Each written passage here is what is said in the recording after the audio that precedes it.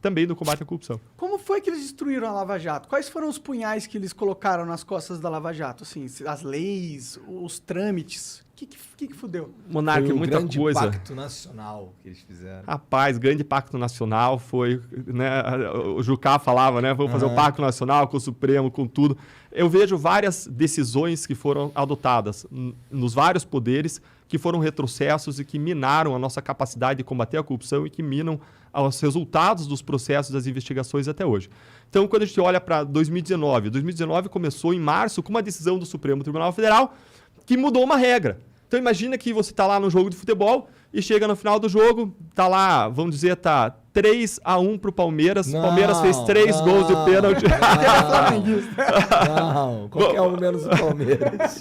Eu não vou falar esse assunto, tá sensível esse assunto hoje. Esse assunto tá perigoso hoje. A ferida tá aberta. Tá aberta. Mas vamos lá fazer então o cenário lá, que tá 3-1, tá? E aí chega no final do jogo, vamos supor que os 3 gols do Palmeiras foram 3 gols de pênalti. E aí chega no final, o juiz, logo antes de apitar, ele fala, olha, vamos mudar a regra agora, falta dentro da área não é mais pênalti, muda o placar, 0 pro Palmeiras, 1-0 pro Flamengo, declara o vencedor o Flamengo. Cara, não faz sentido nenhum você mudar uma regra e você aplicar para trás, mudando o que aconteceu no passado. E o que o Supremo fez em março de 2019? Ele mudou uma regra que existia, que era a regra de que quando existia um crime de corrupção e parte do dinheiro ia para a campanha eleitoral, ou seja, existia um crime de caixa 2 eleitoral, da Justiça Eleitoral, e parte do dinheiro ia para o bolso do envolvido, que era o dinheiro da corrupção, que ia para o bolso do cara. Então, quando a corrupção gerava dinheiro que é para o bolso e gerava dinheiro que é para a campanha, o entendimento pacífico era de que isso tramitava na Justiça Federal. O STJ tinha esse entendimento pacífico. E aí, em 2018 para 2019, o Supremo começa a debater isso e no começo, em março, muda a regra. Fala, não, agora a competência, quando existem esses 2 crimes, é da Justiça Eleitoral. E aplica isso não só para os novos casos, aplica isso para trás. E aí derruba vários casos nossos que seguiram a regra do jogo. Isso é um absurdo. Primeiro que a decisão é péssima porque a Justiça Eleitoral não tem expertise em investigar e processar a corrupção. Isso acaba quase anistiando grande parte dos casos de corrupção. Veja que a Justiça Eleitoral tem um grande rodízio de juízes e promotores porque ela não tem quadros próprios. Não tem que você fazer uma lava-jato 6, 7 anos da Justiça Eleitoral. Ela não tem especialidade nisso. É um crime muito complexo, difícil de ser investigado, apurado, processado. Então precisa de uma expertise própria nesse assunto para você trabalhar com isso. A Justiça Eleitoral não tem. Então é muito ruim para os novos casos. Mas pior, se você vai mudar a regra, você tem que aplicar disso da agora para o futuro. Senão você destrói todo o trabalho feito. E destruiu. Anulou o caso Passadina, em que o Tribunal de Contas apontou o superfaturamento de 700 milhões de dólares. Anulou o mensalão mineiro, que é um caso que não era lava-jato, que é um caso de 97 e 98 ligado aos tucanos. Anulou um caso da Paraíba, Operação Calvário, ligado a um governo do PT. Anulou Operação Integração, ligado ao PSDB do Paraná, em que parte do dinheiro desviado dos pedágios foi para campanhas eleitorais. E anulou o caso Eduardo Cunha. E vai anular outros casos. Por quê? Porque se você voltar lá em Paulo Roberto Costa já falava, parte do dinheiro era para investir na campanha, parte ia para o bolso dos envolvidos. Você olha lá, Pedro Barusco, o gerente da Petrobras, ele tinha 100 milhões de dólares em contas no exterior. O STF já sabia disso, mas não ligava até ser politicamente interessante que eles ligassem. Eu tô falando isso, não é você. Excelente, Mário. Excelente. Ótimo. A minha percepção, não tenho certeza disso. Alguns têm mais liberdade de expressão, outros menos. Isso aí, né? Então, se mudou a regra e aplicou para trás. Ainda que a gente seguisse a nova regra para refazer tudo, quem garante que daqui a 5 anos não vão mudar a regra de novo? A gente vive num sistema que tende a anular tudo. Então isso foi o começo, em março de 2019. Depois, em junho e julho de 2019, o ministro Toffoli larga uma decisão suspendendo todos os casos de lavagem de dinheiro do país. Mais de 900 investigações, mas eu acho que a conta foi modesta. É muito mais do que isso. Foram suspensas por quase 6 meses, correndo prescrição. Ou seja, quando uma investigação demora muito, ela é derrubada porque demorou muito, simplesmente. E suspendeu por 6 meses, num caso envolvendo o filho do presidente. Aí, em outubro... Qual que é a justificativa de fazer algo nesse sentido assim? Eles não precisam, eles são STF, eles são reis, porra.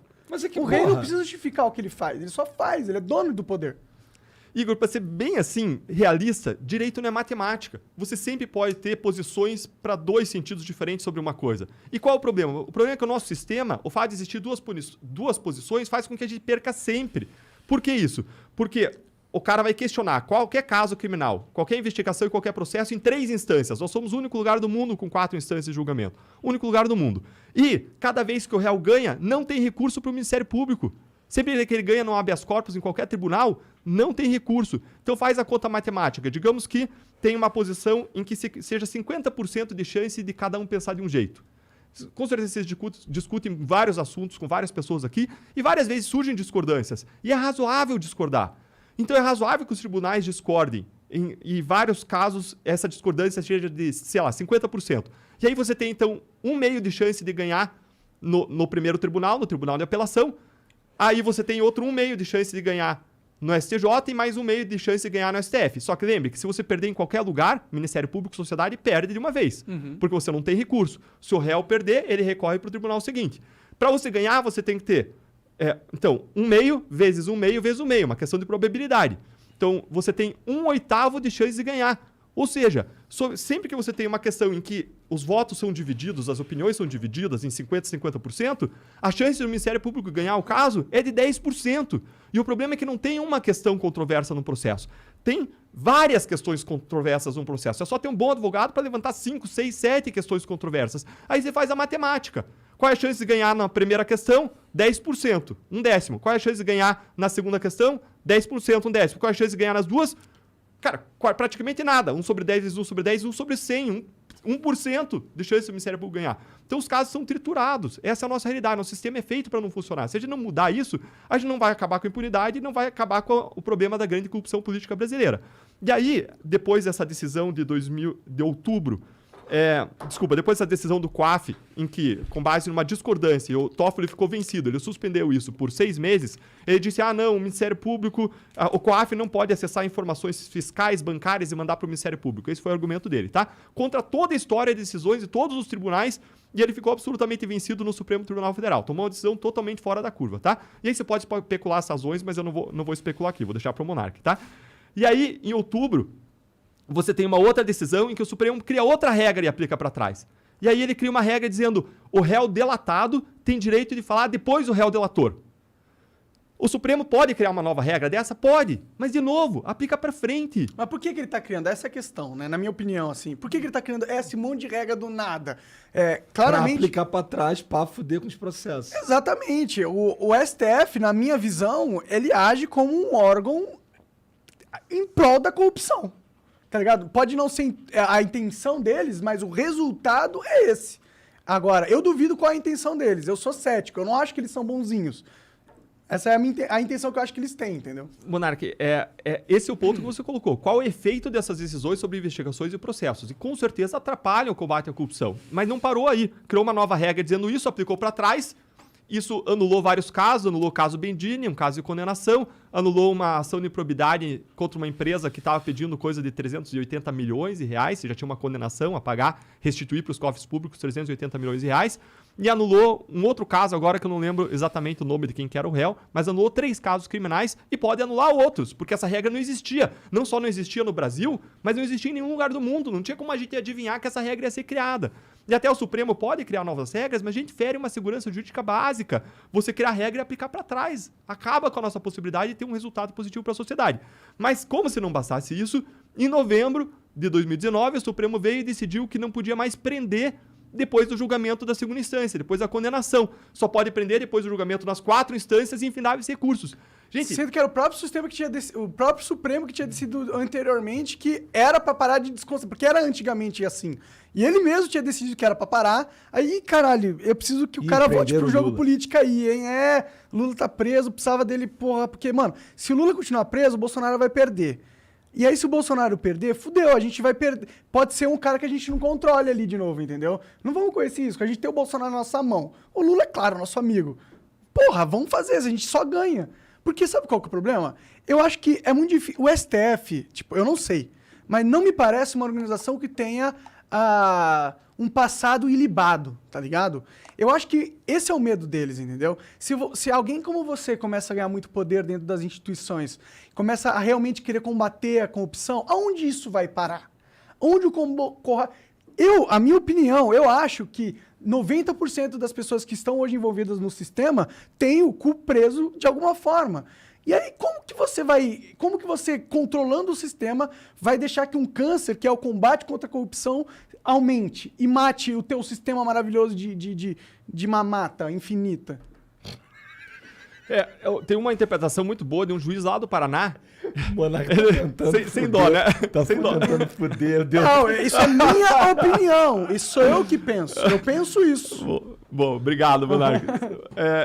Então, se você olhar para essas regras, um juiz do Paraná ele divulgou um artigo falando o seguinte: o Supremo Tribunal Federal, desde a Constituição de 88 até 2009, permitiu a prisão em segunda instância. E quando que ele mudou e proibiu? Exatamente quando tinha o processo do mensalão, e vários casos estavam sendo desmembrados para a primeira instância e várias pessoas poderosas poderiam ser presas. E aí ele proibiu a prisão em segunda instância. E aí deixou sem poder a prisão em segunda instância. Aliás, ele fez num caso, adivinha o que aconteceu? No exato caso em que o Supremo proibiu a prisão em segunda instância. Era um caso de um fazendeiro que tinha atirado numa pessoa, era uma tentativa de homicídio, ou um homicídio, mas acho que era uma tentativa. Um fazendeiro atirou em alguém que ele entendeu lá que cantou a mulher dele numa festa lá. E esse crime já tinha acontecido há mais de década. E o que aconteceu com esse caso? Ele prescreveu no STJ, na terceira das 4 instâncias. Ou seja, demorou tanto tempo que não teve punição nenhuma. Então, no próprio caso em que o Supremo definiu isso, é um caso que não teve resultado porque o Supremo definiu isso. E aí, em 2016, o Supremo volta a autorizar a prisão em segunda instância quando? Quando a Lava Jato estava atingindo mais partido de esquerda. O cara estava lá com o PT no centro do esquema, junto com o PMDB, junto com o PP, mas o PT era o principal atingido até aquele momento. Depois a Lava Jato se expandiu, se estendeu para vários outros partidos, e aí segue esse juiz federal na análise dele, dizendo que em 2019, quando o Supremo proíbe de novo, é o momento que a Lava Jato se expandiu para vários poderosos de vários partidos. E por que muda o Supremo de posição? Porque um ministro muda de lado. Um ministro, Gilmar Mendes, muda o voto dele e vira 6-5 para o outro lado. E aí, essa análise do juiz André, lá do Paraná, juiz federal muito, muito bom, muito competente, na análise dele, ele fala, olha, fica parecendo que o Supremo está se inclinando conforme os ventos políticos, o que não é bom para a credibilidade do Supremo, não é bom para a credibilidade da Justiça. Tá parecendo pra caralho isso aí, eu digo de passagem. E isso atrapalha demais. Atrapalha não só porque a gente não alcança a justiça em relação aos poderosos, Igor e Monark, mas atrapalha porque a gente não consegue mais fazer colaboração premiada. Porque o cara, para ele fazer a colaboração premiada é uma negociação. Você não vai comprar uma casa por 100 mil reais se você tiver uma casa do lado que vale 50, certo? Do mesmo modo, o cara não vai fazer um acordo com o Estado em que ele colabora, em que ele se compromete a cumprir uma pena, se ele vai alcançar impunidade, se ele vai poder discutir o caso dele por 20 anos, alegar 1000 nulidades e buscar a prescrição e a impunidade completa. Então, essa decisão acabou esvaziando a possibilidade da Lava Jato continuar se expandindo, continuar alcançando outros crimes, novos atores.